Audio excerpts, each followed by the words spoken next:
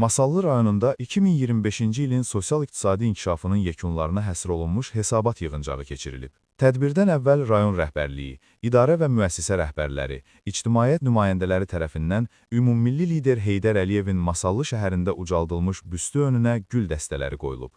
Dahi şəxsiyyətin əziz xatirəsi ehtiramla yad edilib. Hesabat yığıncağında çıxış edən Masallı rayon icra hakimiyyətinin başçısı Araz Əhmədov qeyd edib ki, Prezident İlham Əliyevin rəhbərliyi ilə 2025-ci il ölkəmiz üçün inkişaf və tərəqqi ili olub.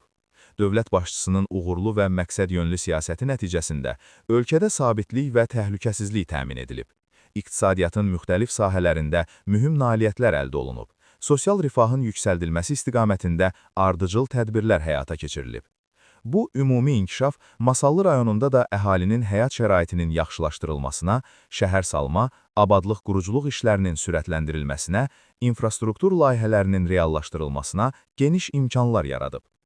Tədbirdə iştirak edən Prezident Administrasiyasının Ərazi Təşkilat Məsələləri şöbəsinin 5-ci ərazi sektorunun müdürü Dəyanət Abdullayev çıxışında Prezident İlham Əliyevin 2025-ci il ərzində həyata keçirdiyi dövlət siyasəti, dərinləşdirilmiş islahatlar və ölkənin qarşısında duran strateji hədəflər barədə ətraflı məlumat verib. O, əldə olunan uğurların davamlı inkişafın əsasını təşkil etdiyini vurğulayıb.